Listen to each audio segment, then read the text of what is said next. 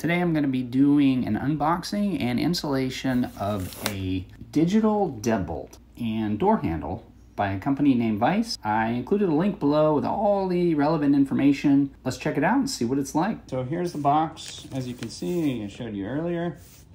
What's nice about the box too is it's not taped or anything. It's just, you can open it up. So if you have to put it all back, if it doesn't fit or work, this is what's inside right when you open it. There's the one that I got, and again, the link is below, so you can see that. It has the handle with it and the deadbolt. So you have the handle, the deadbolt, and this is a keyless lever, by the way. So if you want a key, you're gonna need to get something else. Doesn't really make sense in my opinion, because the whole point of this is that you don't want a key in the first place. People use these for many different reasons, for security, for ease of use, for people being able to get in and out of homes, such as Airbnbs and things like that, or medical needs, things like that. Let's open the boxes and see what's inside. We'll do the lever first, the boring one. Okay, so they give you installation instructions, which is definitely helpful. If you've installed doorknobs before, this is pretty basic stuff. Nothing really complicated. There's the lever. And I can tell you right now, just by looking at this and feeling it, this is actually very nice, very well built. Very nice looking. This is the, I believe this is the polished brass, I think it is what the name of this design is. If I'm wrong, but I'll put it down below what it actually was. So that looks nice. And then we've got this part for the door and flange part for the trim. And then the needed screws and parts, which is great. So everything's here. The project is here, obviously with the exception to the tools, which I have, so I don't have to worry about that. Here is the keyless lock. They provide you with a registration card, a warranty, and an installation video with a default master code, which is on here, that will not work once you set the code. So that's only for the setup. It's the same on every single one, and it gives you all the data on how to do that. And of course, installation instructions. And it's very specific about the data on the measurements as well, making sure that everything that you're using in the door and everything is the correct sizes. So it's important, you want to make sure everything matches up. Okay, let's open up, see what's inside here. Okay, everything's falling out, that's wonderful. Oh, okay, good, here. This is what I wanted to see. Okay, great. So this is really nice, actually. This is a really good size.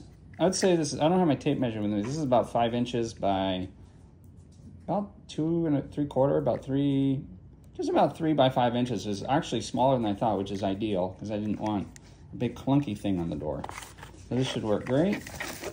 And here is the back part. This is on the rear side of the door. And this has a battery compartment on the inside of the house. And also, this is how you lock the deadbolt right here. So you turn this and it locks. And then, let's see, it's in this box, which I'm guessing is going to be the screws, little parts. Oh, yeah, that's what it is. Okay, so we have the deadbolt itself in the little box with keys. In an emergency, you can use keys as well. And we also have the parts to put it all together. And by the way, I'm going to include a link below, but they have the company Veise, I believe it's Veise or Veise, I'm not sure. But the company that creates this has a YouTube video. It basically just shows how it goes together in an animation, and it's really helpful just to visualize as you're putting it together, because your door system might be a little different. There might be some variations that you run into that you might have to make adjustments, but they've included all the parts here, which is the important thing. And even some parts I'm not 100%, oh, that's probably spacers to make sure that everything's really snug when you put it all together, so. Okay, all right, so I have everything separated now in its own boxes, separated boxes. That's everything, very simple. All right, let's go ahead and check out the door now. This is the current knob and the inside. This is the entrance side. as you can see. So we're going to be putting the replacement here, and then we're going to replace the knob here. And as you can see, the current setup here, for whatever reason, this door did not have plates on it. But I'll probably be able to leave these in place since they're already there for the deadbolt and the doorknob itself. But I actually probably want a color match, so I'm gonna see if they'll just fit right in those spots, because these look like standard sizes as well. All about making life easy, using simple tools. Always want to be really gentle when you take these apart, because if you strip something or damage something, for example, if you want to put the door knob back on, if it doesn't work out, you want to just be able to replace this if you have to, really easily, and you don't want to damage anything. And then it's already completely undone. I'll just take that out. I'm going to flip it over to the other side.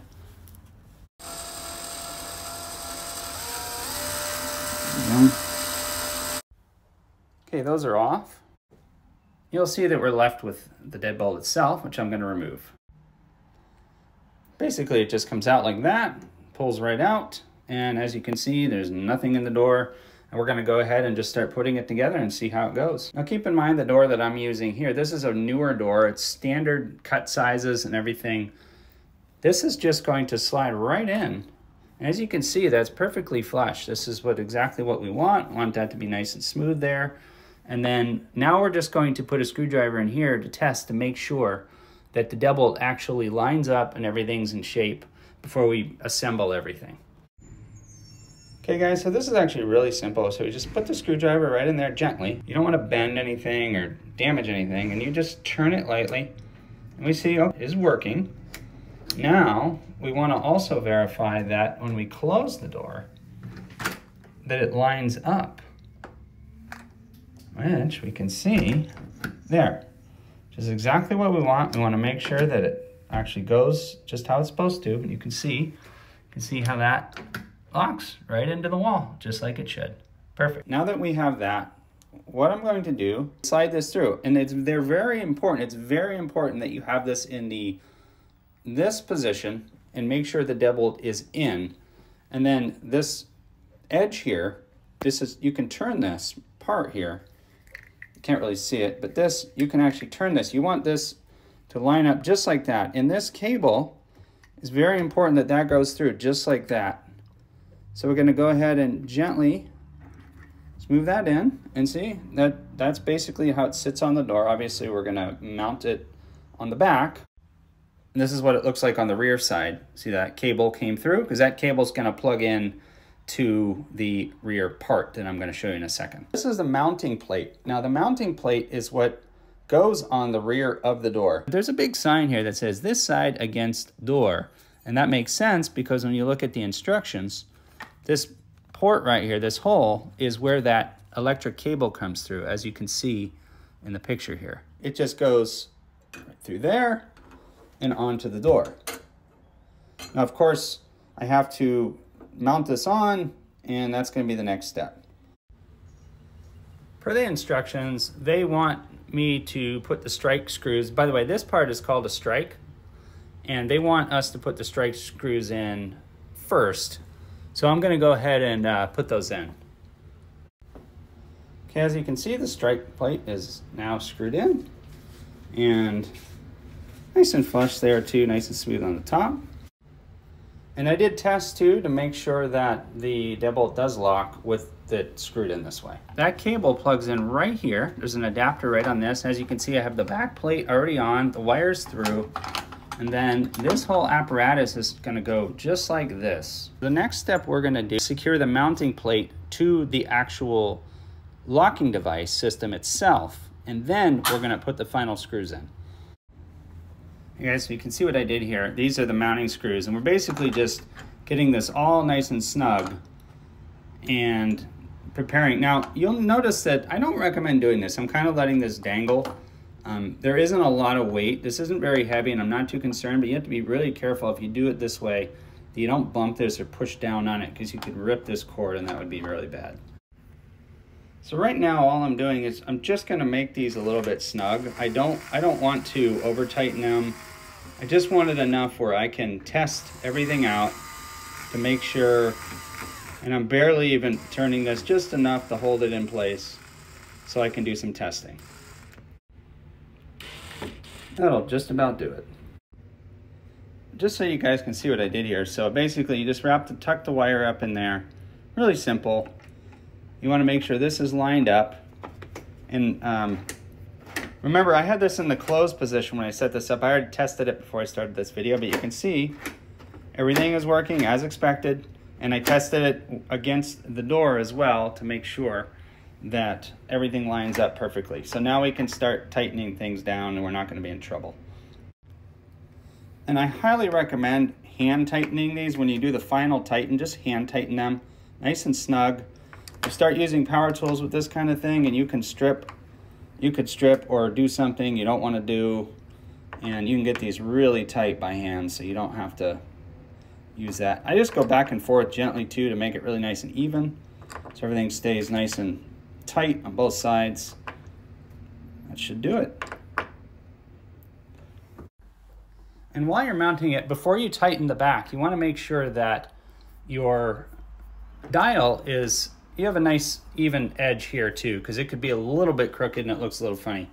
So that's all snug now back here. These screws are completely hand tightened and ready. And then we can put the final screws in once we've tested everything. And just to show you the instructions, that's what I'm referring to, these 3 screws that go into those spots. So I have the batteries in the door, and as soon as I put the batteries in, I wasn't sure what was going to happen, but it actually activated the lock. The lock came out, the deadbolt came out, and the lights turned on. I guess that's just what happens the first time you put that in. When you're setting up the password, it's really important that you follow along with all the things that you're trying to do here. Some of these don't apply when you're setting it up, but to change the master code is definitely the first thing you want to do, because you don't want the master code to be available to anyone from the outside. So that's the first thing I'm going to do. Everything is set up. Obviously, I'm not recording the passwords and things like that, but these 2 first steps are the most important ones that you're going to need when you're getting set up. Change master code and add user code. It's a little confusing, by the way, when it says wait for long green light, because the long green light did not turn on when I did this first step, so you may run into an issue with that. It did turn on after it confirmed for the second and the third as I went through the steps. But basically, you are putting the master code in to make a change to the master code or the actual user code itself. The user code is what people will use to get in and out of the door. Now you will notice that this has a fingerprint detection as well, which I'm probably not going to set up because I don't really need to, but I might do it just for having it there for the simplicity. Hey guys, so it's successfully installed and working and tested.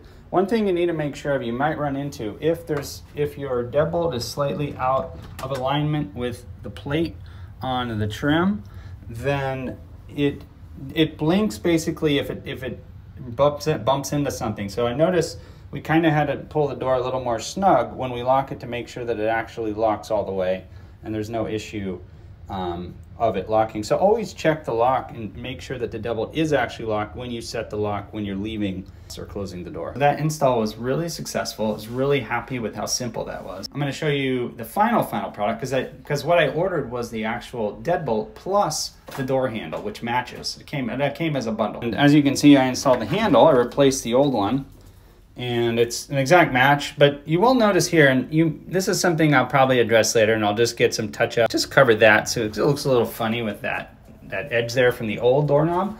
But this lines up really well. And I want to mention something. I stupidly, it was my error, when I installed this plate, I did not line it up perfectly. And you'll see that there's a little gap here. Luckily, there was no problem with the door closing. There's plenty of space. It's more of a cosmetic thing. In my opinion, as long as everything else is nice and secure, it's just cosmetic. But I like these kind of details and I'm annoyed with myself, but I don't want to pull the screws out now and then reset them because there's already 2 screw holes in there, and now resetting it by that dimension, I think it's going to be a little funky and it could not be as fortified as it would otherwise. So, but anyway guys, that's a working door right there. You just close it. And by the way, you can turn on and off the beeping sounds. I personally like it. And this also has fingerprint. So when you can configure that or not configure it, it's up to you. It's all in those instructions that I showed you earlier that come in the box.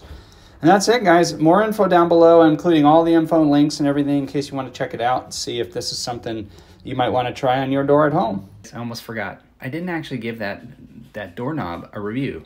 On a scale from 1 to 10, 10 being absolutely perfect, I'm gonna actually give it like an 8.5, which is a really good score because the install was easy, the instructions were easy, everything actually worked. The 1.5 points, I feel like the frame on the back, you know, the plastic battery cover and things, I feel like it would have been nice if it was aluminum or metal or something. Not that it makes any difference with the security, but that would have been my preference. Everything else, hands down, just a really great overall system with a great cost. Thanks for watching.